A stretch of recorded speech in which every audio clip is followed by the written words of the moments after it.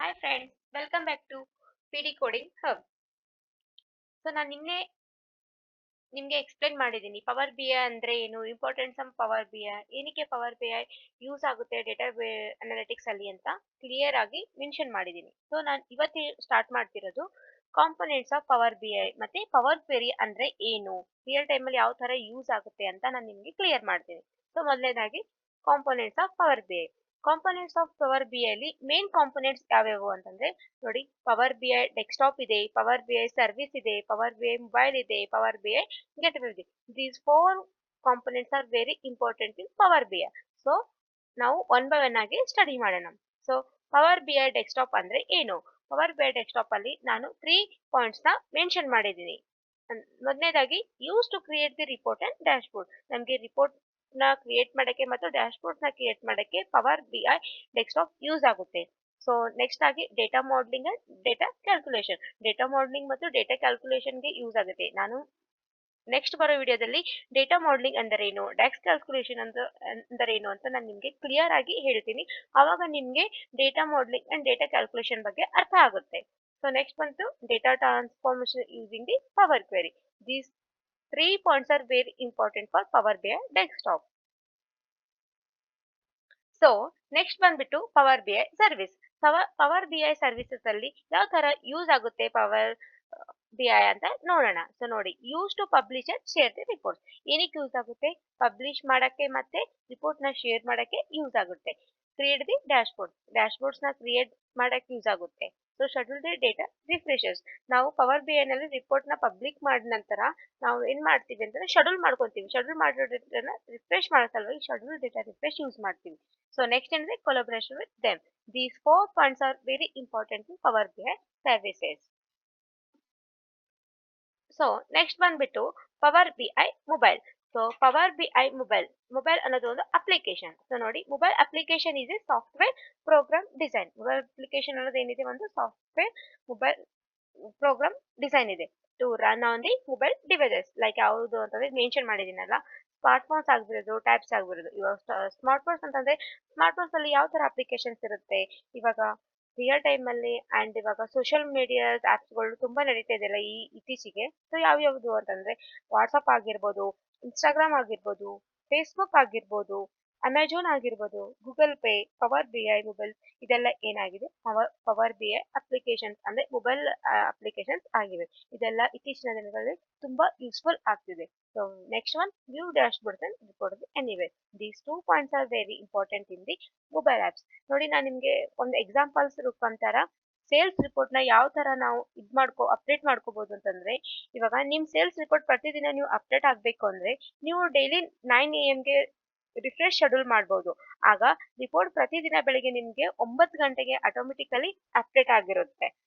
ಅದಕ್ಕಾಗಿ ನಾನು last mention ಅಲ್ಲಿ ಹೇಳಿದ್ನಲ್ಲ ಪವರ್ ಬಿ ಐ ಸರ್ವಿಸಸ್ ಅಂತ, ಈ ತರ ಸರ್ವಿಸಸ್ ನ ಪ್ರೊವೈಡ್ ಮಾಡ್ಕೋಬಹುದು with the help of mobile application.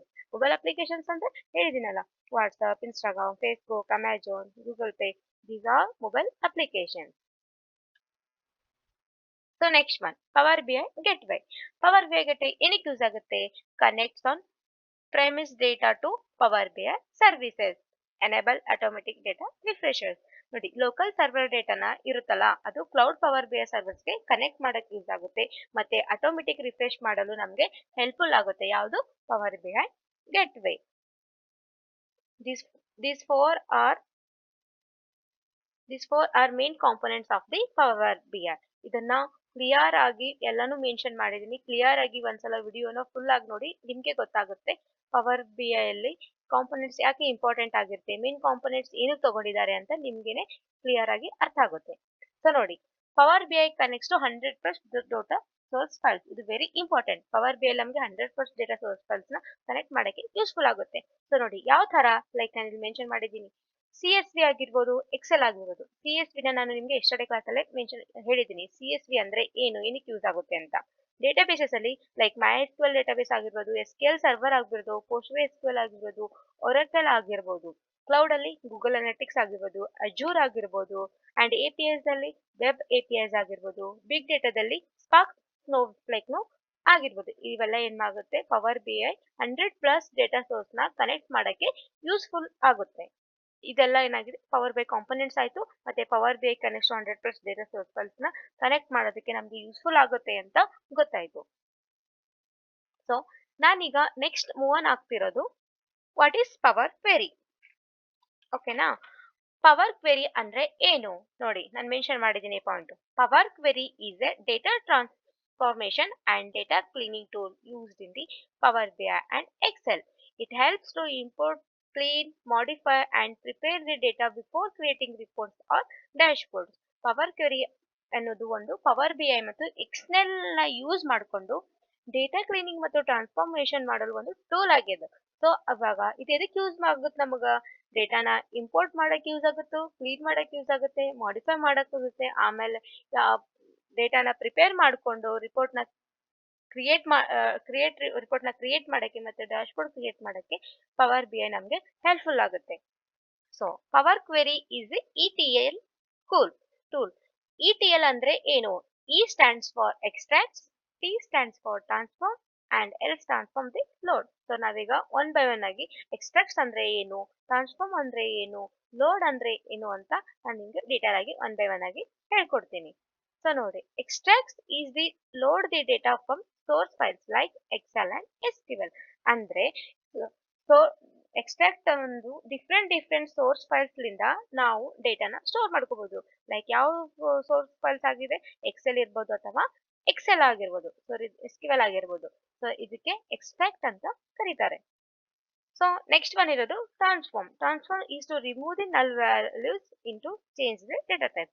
ಇದು ಇದಕ್ಕೆ ಯೂಸ್ ಆಗುತ್ತೆ, ನಲ್ ವ್ಯಾಲ್ಯೂಸ್ ನ ರಿಮೂವ್ ಮಾಡಕ್ಕೆ ಯೂಸ್ ಆಗುತ್ತೆ, ಮತ್ತೆ ಡೇಟಾ ಟೈಪ್ಸ್ ನ ಚೇಂಜ್ ಆಗುತ್ತೆ. ಇವಾಗ ನಾವು ಯಾವುದೇ ಒಂದು ಕ್ವೆರಿ ಬರ್ದ್ವಿ ಅಂತಂದ್ರೆ ಏನಾಗುತ್ತೆ, ಅಲ್ಲಿ ಇಂಟ್ ಅಂತ ಮೆನ್ಷನ್ ಮಾಡಿರ್ತೀವಿ, ನಮಗೆ ಇಂಟ್ ಬೇಕಾಗಿಲ್ಲ, ನಮಗೆ ಫ್ಲೋಟ್ ಆಡ್ ಮಾಡೋದಿದೆ, ಅವಾಗ ನಾವು ಏನ್ ಮಾಡೋದು ಡೇಟಾ ಟೈಪ್ಸ್ ನ ಚೇಂಜ್ ಮಾಡೋಕೆ ಹೋಗೋದು with the help of transform ಇಂದ.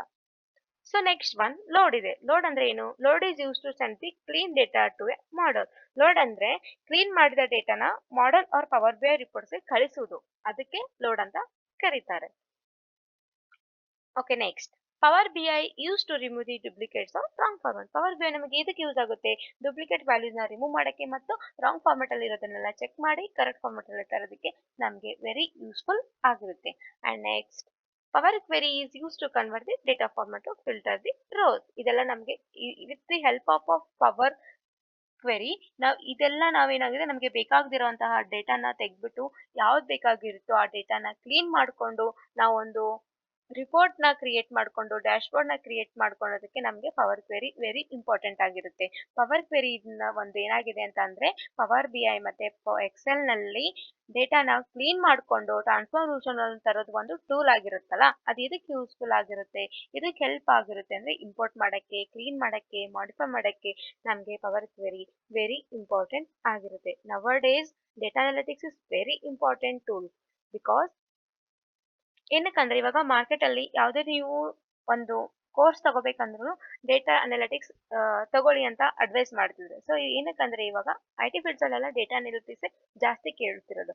ಏನಕ್ಕಂದ್ರೆ ಡೇಟಾ ಅನಾಲಿಟಿಕ್ಸ್ ಅಲ್ಲಿ ಎಕ್ಸೆಲ್ ಇರುತ್ತೆ, ಪೈಥಾನ್ ಇರುತ್ತೆ, ಅಂಡ್ ಪವರ್ BI ಇರುತ್ತೆ, ಟ್ಯಾಬ್ಯುಲರ್ ಇರುತ್ತೆ, ಇದೆಲ್ಲ ಇರುತ್ತಲ್ಲ, ಅದ್ರ ಸಲುವಾಗಿ ಅಡ್ವಾನ್ಸ್ ಆಗಿರುತ್ತಲ್ಲ, ಸೊ ಅದ್ರ ಸಲುವಾಗಿ ಡೇಟಾ ಅನಾಲಿಟಿಕ್ಸ್ ಒಂದು ವೆರಿ ಇಂಪಾರ್ಟೆಂಟ್ ಪಾರ್ಟ್ ಆಗಿದೆ. ಸೊ ನಾನು ಹೇಳಿರೋದು ನಿಮಗೆಲ್ಲ ಅರ್ಥ ಆಗಿದೆ ಅನಿಸುತ್ತೆ. ನೆಕ್ಸ್ಟ್ ವಿಡಿಯೋದಲ್ಲಿ ನಾನು ನಿಮಗೆ ಆಲ್ರೆಡಿ ಮೆನ್ಷನ್ ಮಾಡಿದ್ದೀನಲ್ಲ, ಡೇಟಾ ಮಾಡೆಲಿಂಗ್ ಅಂದ್ರೆ ಏನು, ಡ್ಯಾಕ್ಸ್ ಕ್ಯಾಲ್ಕುಲೇಷನ್ ಅಂದ್ರೆ ಏನು, ಇಂಪಾರ್ಟೆನ್ಸ್ ಆಫ್ ಡ್ಯಾಕ್ಸ್ ಕ್ಯಾಲ್ಕುಲೇಷನ್ ಎಲ್ಲನೂ ನಾನು ನಿಮಗೆ ಕ್ಲಿಯರ್ ಆಗಿ ಎಕ್ಸ್ಪ್ಲೇನ್ ಮಾಡ್ತೀನಿ. ನಿಮಗೆ ಈ ವಿಡಿಯೋ ಏನಾದರೂ ಇಷ್ಟ ಆಯಿತು ಅಂದರೆ ಲೈಕ್ ಮಾಡಿ, ಶೇರ್ ಮಾಡಿ, ಕಮೆಂಟ್ ಮಾಡಿ ಆ್ಯಂಡ್ ಸಬ್ಸ್ಕ್ರೈಬ್ ಮಾಡಿ. ಇದೆಲ್ಲ ಇಂಟರ್ವ್ಯೂ ಪರ್ಪಸ್ ತುಂಬ ಹೆಲ್ಪ್ ಆಗುತ್ತೆ. ಚಾನಲ್ನ ಸಬ್ಸ್ಕ್ರೈಬ್ ಮಾಡೋದನ್ನ ಮರಿಬೇಡಿ. So thank you so much guys.